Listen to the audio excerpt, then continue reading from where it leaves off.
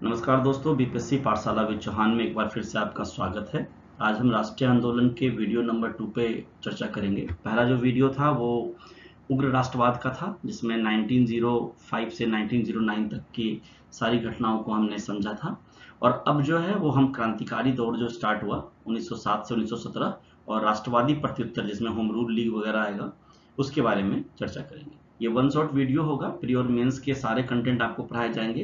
Last में video number 1 में जो कंटेंट था, वीडियो नंबर 2 में जो कंटेंट है, वो राष्ट्रीय आंदोलन के दोनों पार्ट का कंटेंट जो है 1905 से 1918 तक का, सब में जो पीवाईक्यूज पूछे गए हैं अदर पीसीएस में, बीपीएससी में या आईएएस एग्जाम में, प्री और मेंस दोनों में, उसके बारे में हम चर्चा कर लेंगे। वो मैंने डाला हुआ है इसी वीडियो में, तो पूरा आपको सारी जानकारी मिल जाएगी एक ही जगह पे, आपको और कहीं जाने की जरूरत नहीं पड़ेगी। बीपीएससी पाठशाला विद चौहान चैनल का नाम है। आपसे रिक्वेस्ट है, चैनल को लाइक कीजिए, सब्सक्राइब कीजिए, दोस्तों और फैमिली में इसको शेयर कीजिए। तो चलिए बिना समय गवाए पढ़ाई स्टार्ट करते हैं। तो हमें आज पढ़ना है राष्ट्रीय आंदोलन 1905 से 1918 की। अभी हम गतिविधियों को पढ़ रहे हैं, आगे धीरे धीरे पढ़ेंगे। और इसका वीडियो नंबर 2 है, 1 में डाल चुका हूँ, प्लेलिस्ट में जाके आप उसे पढ़ सकते हैं। तो जो उग्र राष्ट्रवाद का युग था 1905 से 1919, जिसमें हमने स्वदेशी एवं बहिष्कार आंदोलन को पढ़ा, मुस्लिम लीग 1906 को पढ़ा, सूरत विभाजन 1907 को पढ़ा और मार्ले मिंटो सुधार 1909 को पढ़ा। ये कंप्लीट हो चुका है पहले वीडियो में। और ये जो वीडियो है अभी जो आपके सामने है, उसमें हम क्रांतिकारी दौर की चर्चा करेंगे, जो 1907 टू 1917 के बीच में था, जिसमें क्रांतिकारी गतिविधियों के क्या कारण थे, बंगाल, महाराष्ट्र, पंजाब, दिल्ली में ये कैसे फैला, अदर कंट्रीज में भी थे वो हमारे लोग, वहां पर कैसे वो विद्रोह कर रहे थे।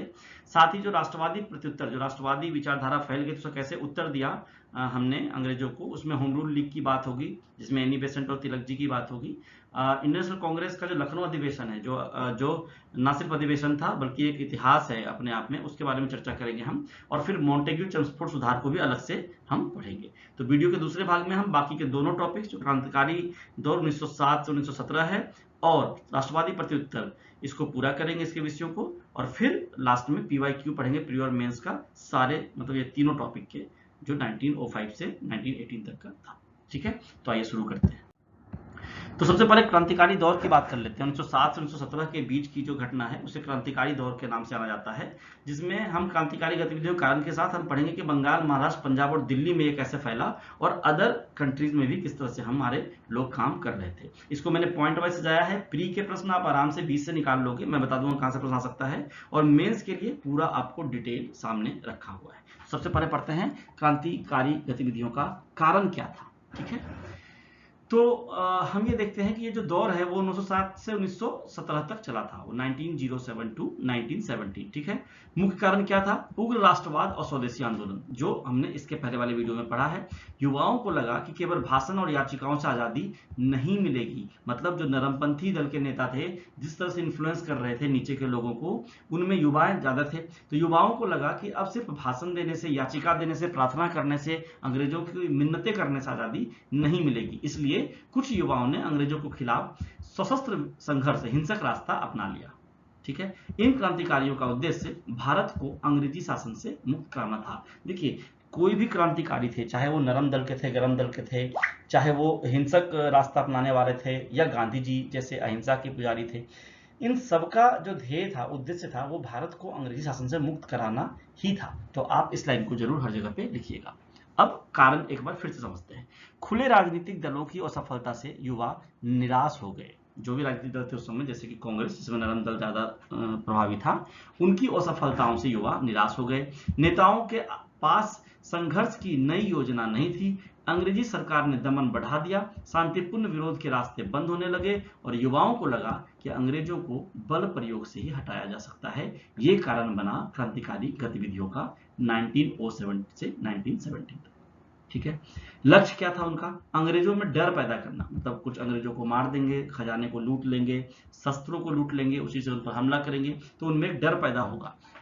जनता में देशभक्ति जगाना, जनता को समझाना कि चलो हमने बातचीत करके देख ली, अब इनको पीट पिटा के भी देख लेते हैं। ठीक है, लोगों के मन में अंग्रेजों का भय दूर करना। अगर वो अंग्रेजों को जान से मारना शुरू कर देंगे या उनके शस्त्रों को, अस्त्रों को, पैसों को लूटना शुरू कर देंगे, तो जो लोगों के मन में अंग्रेजों का भय था वो धीरे धीरे दूर हो जाएगा। ये उनको का लक्ष्य था। और युवाओं को स्वतंत्रता संग्राम से जोड़ना, और भी पूरे देश में जो युवा थे जो नहीं जुड़े हुए थे उनको भी जोड़ना और भारत को आजाद कराना, देश को स्वतंत्रता की प्राप्ति करवाना। ठीक है, तरीके क्या अपनाए इन्होंने, जो क्रांतिकारी गतिविधि करते थे लोग, उन्होंने तरीके क्या अपनाए। ठीक है, हमने पहले कारण को समझा, क्या लक्ष्य था वो पढ़ लिया हमने। अब हम तरीके देखते हैं।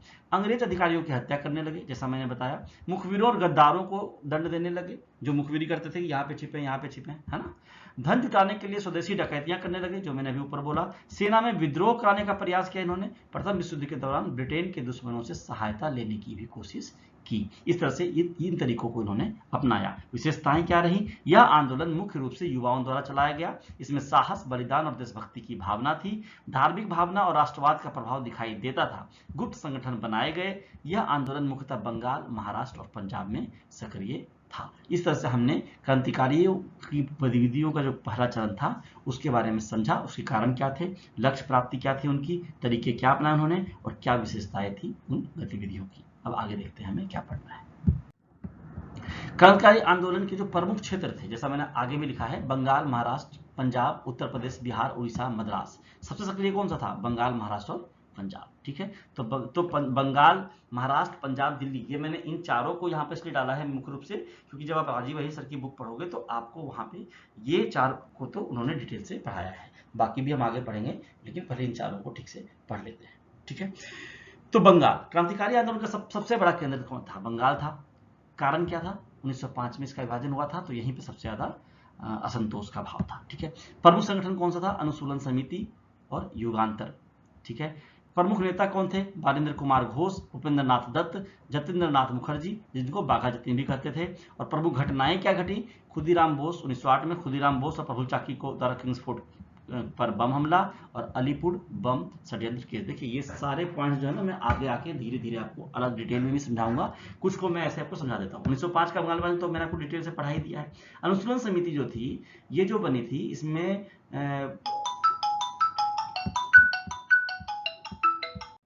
माफ कीजिएगा, थोड़ा डिस्टर्बेंस था बीच में।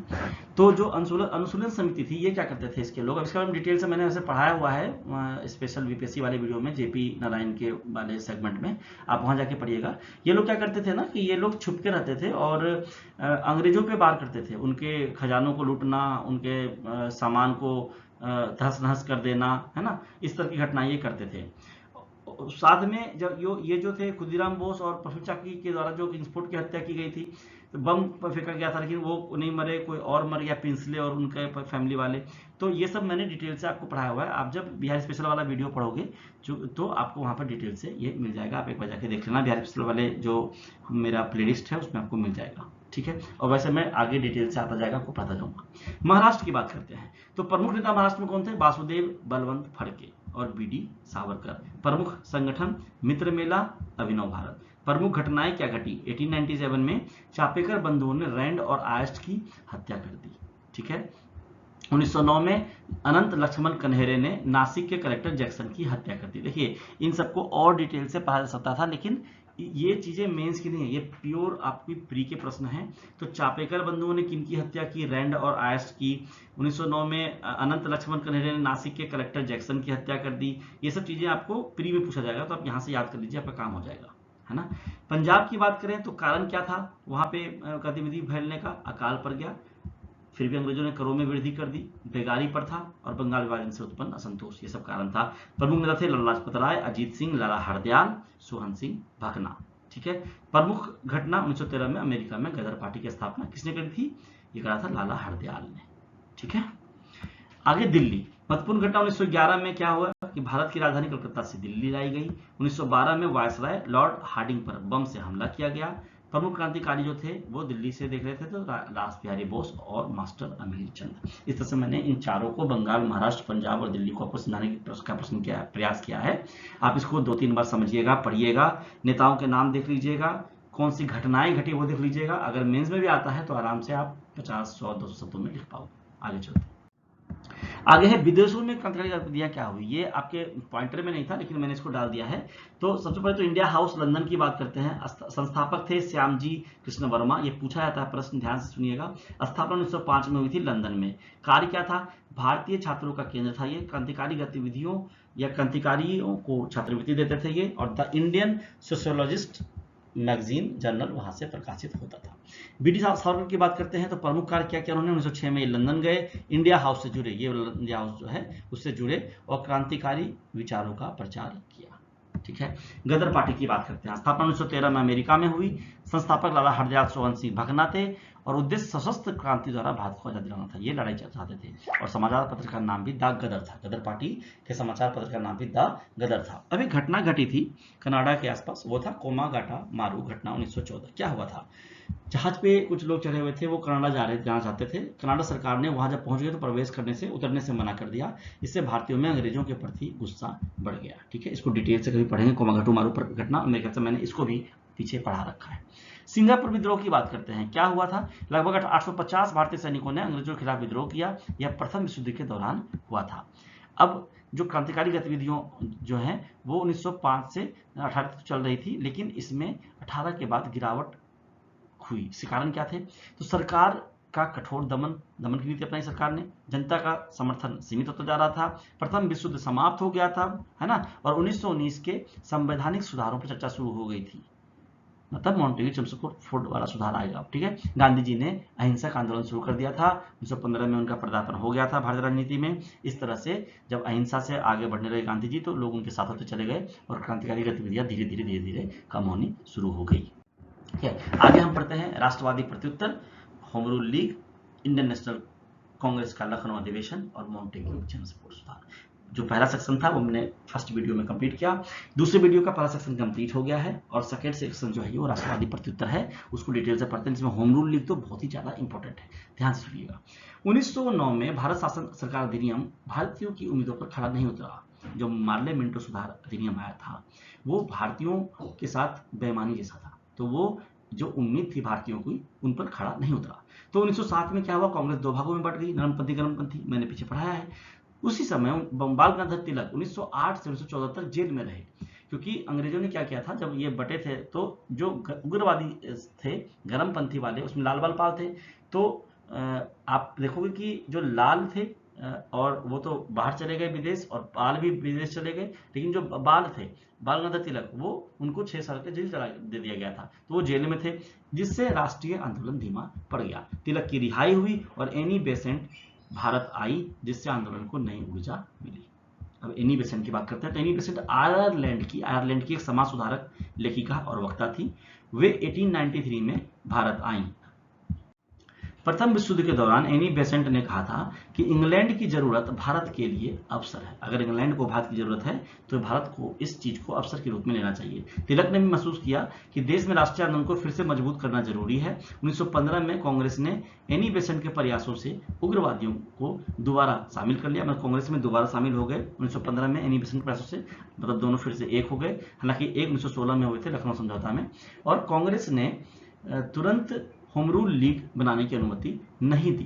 कांग्रेस ने तुरंत होम रूल लीग बना, क्योंकि ये चाहते थे कि अब हमारा होम रूल लीग बने, तिलक और एनी बेसेंट, लेकिन कांग्रेस ने तुरंत तो इसको अनुमति नहीं दी, लेकिन बाद में दे दी। इसलिए तिलक ने क्या किया कि एनी बेसेंट और तिलक ने अलग अलग होम रूल लीग बना ली।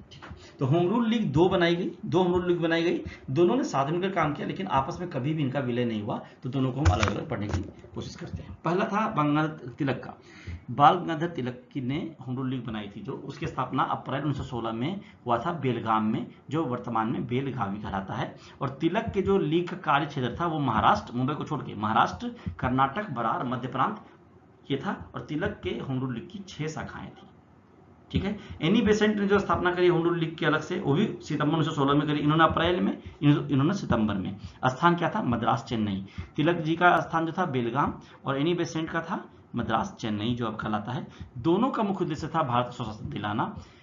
एनी बेसेंट का जो लीग का कार्य क्षेत्र था वो भारत का शेष भाग था, मतलब आप समझ रहे हो, जो तिलक जी के महाराष्ट्र, कर्नाटक, बरार, मध्य प्रांत छोड़ के जितने थे वो शेष भाग में उनका पूरा ही एनी बेसेंट के लीग का कार्य क्षेत्र था। और एनी बेसेंट के लीग की लगभग 200 शाखाएं थी। तो ये आपको ध्यान रखना है, मेंस में लिखोगे मार्क्स मिलेंगे आपको इसके लिए। तिलक की 6 शाखाएं थी होम रूल लीग की, और एनी बेसेंट की 200 शाखाएं थी। मैंने एनी बेसेंट के बारे में बीपीएससी वाले में जो ये 2 बार आई थी विजिट पे बिहार, मैंने वहां पर भी डिटेल से पढ़ाया है, आप वहां जाकर जरूर देखिएगा। आगे देखते मुख्य उद्देश्य क्या था, होम रूल लीग की बात हो रही है, ध्यान रखिएगा। भारत में स्वशासन प्राप्त करना, होम रूल मतलब होता है स्वशासन, है ना। भारत को राजनीतिक शिक्षा देना, अंग्रेजी दमन के खिलाफ आवाज उठाने का साहस पैदा करना, भारतीयों के लिए अधिक राजनीतिक अधिकारों की मांग करना और कांग्रेस की राजनीतिक गतिविधियों को फिर से सक्रिय बनाना, ये होम रूल लीग का मुख्य उद्देश्य था। गतिविधियां कैसे शुरू हुई? देश भर में सभाएं की गई, प्रदर्शन आयोजित किए गए, नेताओं ने गर्म और जोशीले भाषण दिए, लोगों में राजनीतिक जागरूकता बढ़ी और देश आगे बढ़ा। एनी बेसेंट की गिरफ्तारी भी हुई थी। जून 1917 में 1917 में अंग्रेजों ने एनी बेसेंट को गिरफ्तार कर लिया। पूरे देश में विरोध प्रदर्शन हुआ क्योंकि लगभग 200 शाखाएं थी, 200 शाखाएं थी उनकी, और नरमपंथी नेता भी आंदोलन में शामिल हो गए क्योंकि एनी बेसेंट की गिरफ्तारी उनको भी रास नहीं आई। सितंबर 1917 में एनी बेसेंट को रिहा कर दिया गया। जून में गिरफ्तार किया, सितंबर में अंग्रेजों ने रिहा कर दिया क्योंकि बहुत ज्यादा असंतोष फैल रहा था देश भर में। इस आंदोलन की उपलब्धियां क्या रही होम रूल लीग की? कांग्रेस केवल साल में एक बार सक्रिय होती थी, लेकिन होम रूल लीग पूरे साल काम करता था। ठीक है, क्योंकि कांग्रेस का अधिवेशन साल में एक बार होता था, तो एक बार सारे लोग सक्रिय होते थे, एक जगह पे जुड़ते थे, लेकिन होम रूल लीग पूरे साल काम करती थी। 1917 तक, 16 में तो शुरू ही हुआ, 1917 तक लगभग 40,000 सदस्य जुड़ चुके थे। कांग्रेस और मुस्लिम लीग के कई नेता भी इसमें शामिल हो गए थे। सबसे बड़ी उपलब्धि क्या रही लीग की? नरमपंथी, उग्रवादी और मुस्लिम लीग कुछ समय के लिए एक मंच पर आए, देश भर में राजनीतिक जागरूकता फैली और इसी के वजह से 1917 में मॉन्टेग्यू घोषणा, अगस्त घोषणा हुआ। सरकार में अधिक भारतीयों को शामिल किया जाएगा, ये बोला गया, और स्वशासी संस्थाओं का विकास किया जाएगा और धीरे धीरे उत्तरदायी सरकार बनाई जाएगी। सबसे महत्वपूर्ण बात यह हुई थी लीग की कि स्वशासन की मांग को राजद्रोह नहीं माना जाएगा। मॉन्टेग्यू घोषणा पत्र में यह बोला गया था कि जो अगर भारत के लोग होम रूल की, स्वशासन की मांग कर रहे हैं तो उसे राजद्रोह नहीं माना जाएगा। ये सबसे महत्वपूर्ण बात थी, इसलिए मैंने इसे बोल्ड में लिखा है। आगे देखते हैं। ये भी विफल रहा। क्यों विफल रहा होम रूल लीग? तो जन आंदोलन नहीं बन पाया। यह आंदोलन मुख्य रूप से शिक्षित लोगों और कॉलेजों के छात्रों तक ही सीमित था। सभी वर्गों का समर्थन नहीं मिला। नरमपंथी संतुष्ट हो गए। मॉन्टेग्यू घोषणा पत्र जैसे ही आया, कई नेता आंदोलन से अलग हो गए। उनका अंग्रेजों ने कर तो दिया काम, है ना। एनी बेसेंट मजबूत नेतृत्व नहीं दे सकी, वे सरकार के सुधारों और आंदोलन के बीच ही उलझी रही, इसलिए नहीं दे सकी। तिलक इंग्लैंड चले गए। 1918 में तिलक मानहानि का मुकदमा लड़ने इंग्लैंड गए। उनकी अनुपस्थिति में आंदोलन कमजोर हो गया। एनी बेसेंट और तिलक ने ही शुरू किया था।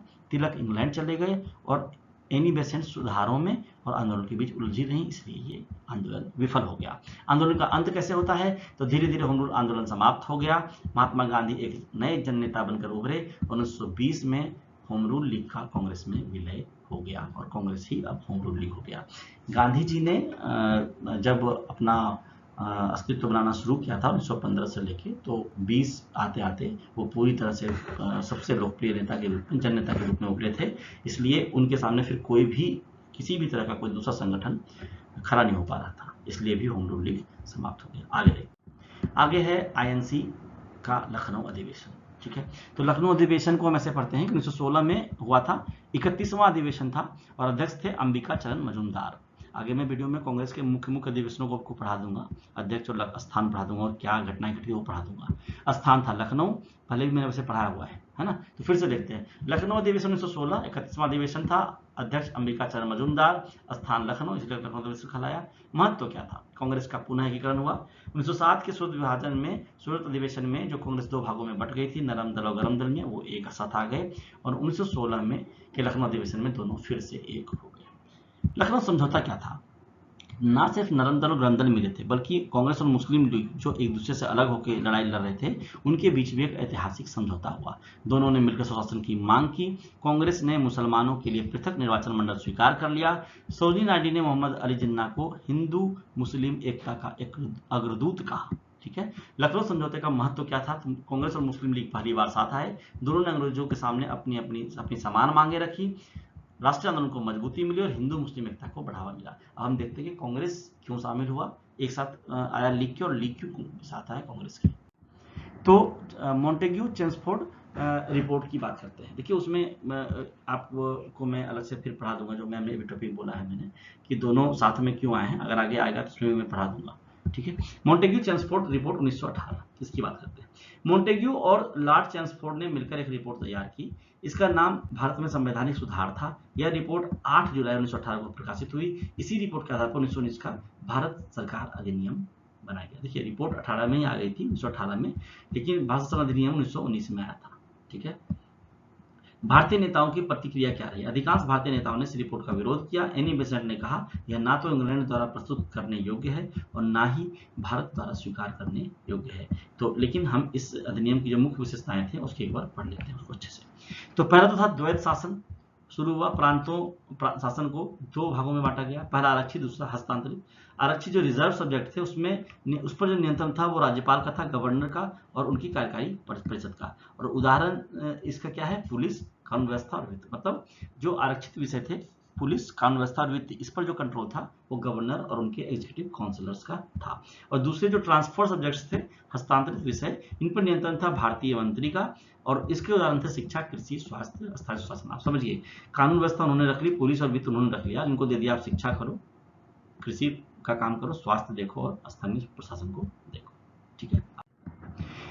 हाँ, यहाँ पर मैंने लिखा हुआ है मुस्लिम लीग क्यों करी भाई और कांग्रेस को समझौता क्यों पसंद आया। तो पहले मुस्लिम लीग की बात करते हैं। ये मैं लखनऊ अधिवेशन की बात कर रहा हूँ। ठीक है, लखनऊ अधिवेशन के तुरंत बाद ही मॉन्टेग्यू चेम्सफोर्ड हुआ था, जब मैंने वहां पढ़ा है, आगे भी डिटेल से आपको मैं पढ़ाऊंगा। बाल्कन युद्ध जो हुआ था 1912-13 में, उसमें ब्रिटेन ने तुर्की की मदद नहीं की थी और तुर्की के जो खलीफा थे उनको भारत के मुसलमान मानते थे। भारतीय मुसलमान तुर्की के साथ थे। इससे मुसलमान ब्रिटेन से नाराज हो गए, इसलिए मुस्लिम लीग कांग्रेस के करीब आने लगी। पहला कारण। दूसरा, अलीगढ़ विश्वविद्यालय का मुद्दा। ब्रिटिश सरकार ने अलीगढ़ में विश्वविद्यालय स्थापना और आर्थिक सहायता देने से इनकार कर दिया था, जिससे शिक्षित मुसलमान नाराज हो गए, कांग्रेस से करीब आ गए। तीसरा, बंगाल विभाजन का रद्द होना, कि आपने पढ़ा था पूर्वी बंगाल अलग होने से मुसलमान खुश थे, 1911 में रद्द हुआ था। 1905 में बंगाल विभाजन का कई मुसलमानों ने समर्थन किया था, 1911 में से रद्द किया गया, जिससे वो निराश हो गए और मुस्लिम लीग के युवा नेता राष्ट्रवादी राजनीति की ओर बढ़ने लगे। चलो युवा नेता जो है, चलो साथ मिलकर काम करते हैं, देश को आजाद करते हैं। चौथा कारण क्या था, क्यों करी भाई थी? स्वशासन की समान मांग। 1912 में मुस्लिम लीग ने निर्णय लिया कि वो स्वशासन के लिए दूसरे दलों के साथ काम कर सकती है। इससे कांग्रेस और लीग के बीच दूरी कम हुई। और पांचवा इंपॉर्टेंट था अंग्रेजों की दमनकारी नीति। अंग्रेजों ने कई मुस्लिम नेताओं और समाचार पत्रों पर कार्रवाई की। इससे मुसलमानों में अंग्रेजों के खिलाफ भावना बढ़ी और ये नजदीक आए। तो ये जो पॉइंटर है इसको बिल्कुल याद रखिएगा। बाल्कन युद्ध, अलीगढ़ विश्वविद्यालय, बंगाल विभाजन रद्द होना, स्वशासन की समान मांग और अंग्रेजों की दमनकारी नीति। इसको नीति पढ़िएगा, यहाँ पर आप नी के बाद यहाँ पर ऐसे हर्षिका डाल लीजिएगा। ठीक है, तो इस तरह से मेंस में प्रश्न आते हैं, तो आपको ध्यान से सुनना है। कांग्रेस को लखनऊ समझौता क्यों पसंद आया, ये देख लेते हैं। तो पहला कारण तो था मुस्लिम लीग के सहयोग से आंदोलन मजबूत होना था, हिंदू मुस्लिम एकता होती, अंग्रेजों के खिलाफ संघर्ष को गति मिली और फिर दोनों संगठनों के उद्देश्य एक जैसे हो गए।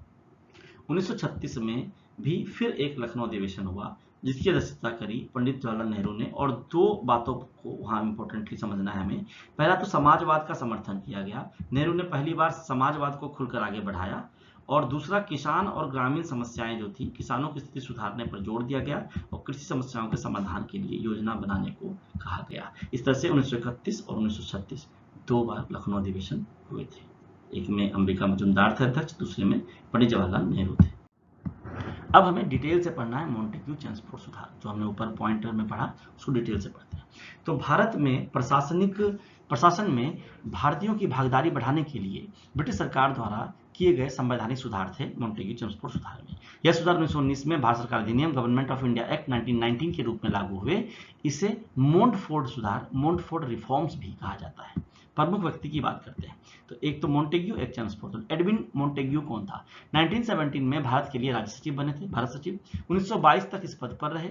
भारत के शासन के पुराने तरीके की ये आलोचना करते थे। चेम्सफोर्ड जो थे उस समय भारत के वायसराय, गवर्नर जनरल थे और मॉन्टेग्यू के साथ मिलकर सुधारों की रिपोर्ट तैयार की थी। मॉन्टेग्यू की घोषणा कब हुई? 20 अगस्त 1917 को हुई। ब्रिटिश संसद में घोषणा की गई कि भारतीयों को की प्रशासन में भागीदारी बढ़ाई जाए, सुनिश्चित की जाए। भारत में धीरे धीरे स्वशासी संस्थाओं, सेल्फ गवर्नमेंट का विकास किया जाए। अगस्त घोषणा भी कहा जाता है इसको। मॉन्टेग्यू का भारत दौरा 1917। मॉन्टेग्यू ने भारत आकर कई नेताओं से बात भी की थी इससे पहले, जैसे महात्मा गांधी और मोहम्मद अली जिन्ना। इस तरह से हमने मॉन्टेग्यू चेम्सफोर्ड को भी पढ़ लिया। ठीक है, इस सुधार में और क्या बातें की गई? तो जो राज्यपाल की शक्तियां थी उसकी बात की गई कि राज्यपाल प्रांतीय सरकार का प्रमुख था, उनके पास वीटो शक्ति थी, है ना, वो किसी भी निर्णय को रोक सकता था। गवर्नर हो गया। ठीक है, वायसराय की बात हो रही है। मंत्रियों की नियुक्ति, तो मंत्री विधान परिषद के निर्वाचित सदस्यों में से चुने जाते थे। मंत्री विधानमंडल के प्रति उत्तरदायी थे। कार्यकारी पार्षद जो है वो विधानमंडल के प्रति उत्तरदायी नहीं थे। ठीक है, विधानसभाओं का विस्तार किया गया, विधानसभाओं का आकार बढ़ाया गया, लगभग 70% सदस्य चुने जाने लगे, मनोनीत नहीं होते, पहले ये होते थे, मनोनीत करते थे वो लोग, है ना। अलग निर्वाचन व्यवस्था की गई, सेपरेट इलेक्टोरेट्स बनाए गए, वर्ग और समुदाय के आधार पर अलग अलग निर्वाचन व्यवस्था बनाई गई। बाद में यह विवाद का कारण बना। इस पॉइंट को बिल्कुल ध्यान से समझिए, इन्होंने क्या गलती करी थी। 1909 वाले मार्ले मिंटो सुधार में मुसलमानों के लिए पृथक निर्वाचन क्षेत्र की मांग को मान लिया गया था, उसका बहुत ही ज्यादा विरोध हुआ।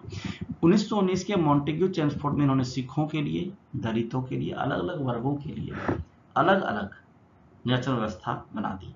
ये सबसे बड़ा विवाद बन गया, इसको ध्यान रखिएगा, ये 1919 में हुआ था। ठीक है, महिलाओं को सीमित मतदान अधिकार दिया गया, पहले नहीं था, पहली बार महिलाओं को मतदान का कुछ अधिकार दिया गया, लेकिन इसका दायरा बहुत सीमित था।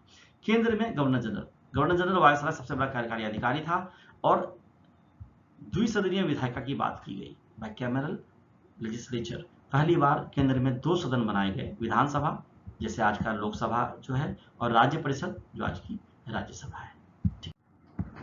इसके अलावा अगर हम देखें तो वायसराय की कार्यकारी परिषद में कुल 8 सदस्य थे, जिसमें 3 भारतीय होने थे, जैसा सुधार के लिए कहा गया। और इसमें जो सीमित मताधिकार की बात है, वो सभी लोगों को वोट देने का अधिकार नहीं दिया गया था। किसे अधिकार दिया गया था? जिसको जो संपत्ति के धारक थे, जो उपाधिधारी थे, जो पदधारी व्यक्ति थे, और जो सार्वभौमिक वयस्क मताधिकार, उस समय सार्वभौमिक वयस्क मताधिकार, मतलब 18 वर्ष से जो भी आगे है उस सब वोट देंगे, 21 साल से आगे, जब पहले 21 साल था, बाद में 18 किया गया, तो सार्वभौमिक वाला वयस्क मताधिकार उस समय नहीं था। मताधिकार का उपयोग सिर्फ संपत्ति धारक, उपाधिधारी और पदधारी व्यक्ति ही कर सकते थे। उपाधिधारी मतलब जिसको सर की उपाधि मिली हो, जिसको कोई उपाधि मिली हो, और जो वहाँ पे पद पे थे, सरकारी नौकर, और संपत्ति जिसके पास ज़्यादा थी, वही सिर्फ मतदान कर सकते थे। लोक सेवा आयोग 1919 में ही पहली बार लोक सेवा आयोग बनाने का प्रावधान किया गया। भारत के उच्चायुक्त का पद, लंदन में भारत के लिए उच्चायुक्त हाई कमिश्नर का कार्यालय बनाया गया। मॉन्टेग्यू चेम्सफोर्ड सुधारों का महत्व। मॉन्टेग्यू चेम्सफोर्ड सुधारों के महत्व की बात कर लेते हैं। सकारात्मक पक्ष पहले देख लेते हैं। पहली बार भारतीयों की प्रशासन में भागीदारी बढ़ी, चुनाव प्रणाली शुरू हुई, राजनीतिक जागरूकता बढ़ी। ठीक है, कमियां क्या थी इस सुधार की? वायसराय के पास बहुत अधिक शक्तियां बनी रही, भारतीयों को वास्तविक सत्ता नहीं मिली, दिखावे की बात थी, मतदान का अधिकार बहुत ही सीमित था, जो कि गलत था, और अलग निर्वाचन व्यवस्था ने सामाजिक विभाजन को बढ़ा दिया। ये तोड़ फोड़, ये जात पात, ये धर्म जाति, ये सब अंग्रेजों का ही फैलाया हुआ है, धीरे धीरे समझ जाओगे। अब मैंने कुछ नोट में लिखा है कि रिपोर्ट में कहा गया कि 10 साल बाद समीक्षा होगी, इसके लिए साइमन कमीशन भेजा गया, फालतू की रिपोर्ट बनाई, उसकी समीक्षा करने साइमन कमीशन भेजा गया, और 1930, 31 और 32 में लंदन में गोलमेज सम्मेलन हुए, लेकिन कोई बड़ा समाधान नहीं निकला। और ये 30, 31, 32 में जो हुआ था, उसी के आधार पर फिर 1935 का हमारा शासन अधिनियम बनता है। ठीक है, कांग्रेस और अंग्रेजों के बीच सबसे बड़ा विवाद क्या था? अलग निर्वाचन मंडल। ठीक है, कांग्रेस इसका विरोध करती थी, ब्रिटिश सरकार इसे बनाए रखना चाहती थी, क्योंकि अगर सेपरेट इलेक्टोरेट्स होंगे, हिंदुओं का अलग, सिखों का अलग, मुसलमानों का अलग, दलितों का अलग, तो फिर देश कभी एक हो ही नहीं पाएगा। एक नहीं होगा तो राष्ट्रवाद की भावना नहीं पनपेगी, राष्ट्रवाद की भावना नहीं पनपेगी तो स्वतंत्रता आंदोलन आगे नहीं बढ़ेगा, देश कभी आजाद नहीं होगा। अंग्रेज यही चाहते थे, कांग्रेस ये नहीं चाहती थी। ठीक है, आगे हमने वीडियो कंप्लीट कर लिया है लगभग, और अब हम पीवाईक्यू की बात करेंगे अगले 5-7 स्लाइड्स में, और देखेंगे कि प्री एग्जाम में जो पूरा हमने पढ़ा है 2 वीडियो, उससे किस तरह के पीवाईक्यूज आते हैं, और फिर मेन से बात करेंगे। ठीक है, सबसे पहले स्वदेशी और बहिष्कार आंदोलन का पहली बार सुझाव किसने दिया था, या किसके द्वारा दिया गया था? तो आंसर है कृष्ण कुमार मित्र, याद रखिएगा। इनके पत्र संजीवनी में पहली बार बहिष्कार का सुझाव दिया गया था। ठीक है, 1906 में ढाका में ऑल इंडिया मुस्लिम लीग की स्थापना किसने की थी? तो की थी आगा खां और सलीमुल्लाह खां ने। 2 और भी नाम है, मैंने डिटेल में पीछे डाला है। ठीक है, 1907 के कांग्रेस के सूरत अधिवेशन, सूरत स्प्लिट की अध्यक्षता किसने की थी, जहां कांग्रेस नरम दल और गरम दल में विभाजित हो गई थी? रास बिहारी घोष ने। ठीक है, 1909 में मार्ले मिंटो सुधार अधिनियम का जो मुख्य प्रावधान था वो क्या था? तो मुसलमानों के लिए पृथक निर्वाचन मंडल प्रमुख प्रावधान था। 1904 में विनायक दामोदर सावरकर द्वारा अभिनव भारत की स्थापना कहाँ की गई थी? ये किया गया था नासिक, महाराष्ट्र में। अनुसरण समिति क्या थी? एक क्रांतिकारी संगठन, जिसकी स्थापना 1902 में कलकत्ता में हुई थी। ठीक है, 1912 में वायसराय लॉर्ड हार्डिंग पर दिल्ली में बम फेंकने के मुख्य अधिकारी कौन थे? रास बिहारी बोस। 1907 के पगड़ी संभाल जट्टा आंदोलन, पंजाब में सिखों कृषकों का विरोध के प्रणेता कौन थे? सरदार अजीत सिंह। अप्रैल 1916 में इंडियन होम रूल लीग की स्थापना किसने और कहां की? अप्रैल में किसने की थी? ध्यान रखिएगा, अप्रैल में करी थी बाल गंगाधर तिलक ने और सितंबर में किया था एनी बेसेंट ने। ठीक है, ये आपको ध्यान रखना है, मैं पढ़ा चुका हूं। होम रूल लीग आंदोलन से संबंधित क्वेश्चन है, इनमें से किसने होम रूल लीग आंदोलन का समर्थन नहीं किया था? सीआर दास, चित्तरंजन दास ने। ठीक है, 1916 के लखनऊ अधिवेशन की अध्यक्षता किसने की थी? अंबिका चरण मजूमदार ने। और 1916 का जो अधिवेशन वो ऐतिहासिक महत्व क्यों रखता है? क्योंकि कांग्रेस और मुस्लिम लीग के बीच समझौता हुआ, लखनऊ पैक्ट, और रणमपंथी और गमपंथी फिर से एक हो गए। ठीक, अगला है मॉन्टेग्यू चेम्सफोर्ड सुधार। भारत सरकार अधिनियम 1919 द्वारा प्रांतों में कौन सी प्रणाली लागू की गई थी? द्वैध शासन। केंद्र में द्विसदनीय विधायिका किस अधिनियम के तहत स्थापित की गई थी? फिर से हो जाएगा 1919 का भारत सरकार अधिनियम। और लाल बाल पाल के नाम से प्रसिद्ध स्वतंत्रता सेनानियों में कौन कांग्रेस के गरम दल से संबंधित था, लेकिन बाद में संन्यास लेकर पांडिचेरी में आश्रम बना लिया? ये थे अरविंद घोष। ठीक है, आगे हम देख लेते हैं कि मेंस में प्रश्न आते हैं। तो स्वदेशी और बहिष्कार आंदोलन ने भारत के स्वतंत्रता संग्राम में पहली बार एक जन आंदोलन का रूप लिया। परीक्षण कीजिए, आपके इसमें जितने भी प्रश्न हैं आप देख लो। स्वदेशी आंदोलन से है, फूट डालो राज करो से है, सूरत स्प्लिट से है, फिर सूरत स्प्लिट से है, फिर मार्ले मिंटो सुधार से है, फिर मार्ले मिंटो सुधार से है, और आगे भी आप देखोगे। सब में आपको बस ये ध्यान रखना है कि परीक्षण में क्या कैसे लिखना है, विवेचना में कैसे लिखना है, विश्लेषण क्या होता है उसको कैसे लिखना है, व्याख्या कीजिए, इन सब टिप्पणी कीजिए, इन सब पर आपको ध्यान देना है। आप जो कंटेंट है उससे आप आंसर राइटिंग कर पाओगे। आगे देखो तो फिर आप सशस्त्र आंदोलन जो किया था ये मैंने पढ़ा आपको उसके बारे में। गदर पार्टी और जो लॉर्ड हार्डिंग पे दिल्ली में बम फेंका था रास बिहारी बोस वाला, उसके बारे में। तिलक और एनी बेसेंट का जो होम रूल लीग था मैंने पढ़ा है उसके बारे में। फिर होम रूल आंदोलन, फिर लखनऊ अधिवेशन अच्छे से पढ़ा दिया मैंने आपको, लखनऊ पैक्ट पढ़ा दिया, मॉन्टेग्यू पढ़ा दिया। तो जो मैंने पढ़ा है उसी को आपको सही से लिखना है। बस आपको देखना है कि कहाँ विश्लेषण करने की बात की गई है, कहाँ वर्णन करने की बात कहेंगे, कहाँ प्रकाश डालने की बात कर गई है, और कहाँ पे मूल्यांकन की बात की गई है। इस पर जरूर ध्यान देना आपको। प्री और मेंस के प्रश्न कहीं से आएंगे, जो मैंने कंटेंट दिया है उससे आप आराम से बना पाओगे। अगले वीडियो में हम जन राष्ट्रवाद के युग का प्रारंभ की ओर चलेंगे, जब गांधी जी का भारतीय राजनीति में प्रवेश होता है उसको पढ़ेंगे। और इस क्रम में हम 1919 का चेम्सफोर्ड सुधार, ये तो हमने पहले पढ़ लिया है, एक बार देख लेंगे। वैसे चंपारण सत्याग्रह, अहमदाबाद मिल हड़ताल, खेरा सत्याग्रह, रॉलेट एक्ट, जलियांवाला हत्याकांड, हंटर आयोग, इन सब पर विस्तार से चर्चा करेंगे। ठीक है, तो आज की वीडियो में इतना ही था। वीडियो 32-33 मिनट का बन रहा है, 2-3 बार देखिएगा, सुनिएगा अच्छे से, आपको सारे प्रश्न आपसे बनने लगेंगे। वीडियो को अंत तक देखने के लिए धन्यवाद। आपसे गुजारिश है, बीपीएससी पाठशाला विद चौहान आपका अपना चैनल है, जहां पर बीपीएससी, अदर पीसीएस, एसएससी और यूपीएससी के जीएस सब्जेक्ट की प्री और मेंस की तैयारी एक ही जगह पे बिल्कुल फ्री ऑफ कॉस्ट कराई जाती है। बस आपको इसको सब्सक्राइब करना है और दोस्तों और फैमिली से भी बोलना है कि वो सब्सक्राइब करें। ठीक है, वीडियो में बने रहने के लिए आपका धन्यवाद। अगली वीडियो में मिलेंगे और अच्छी जानकारी के साथ मैं फिर से उपस्थित होऊंगा आपके सामने। तब तक के लिए आप पढ़ते रहिए और मस्त रहिए।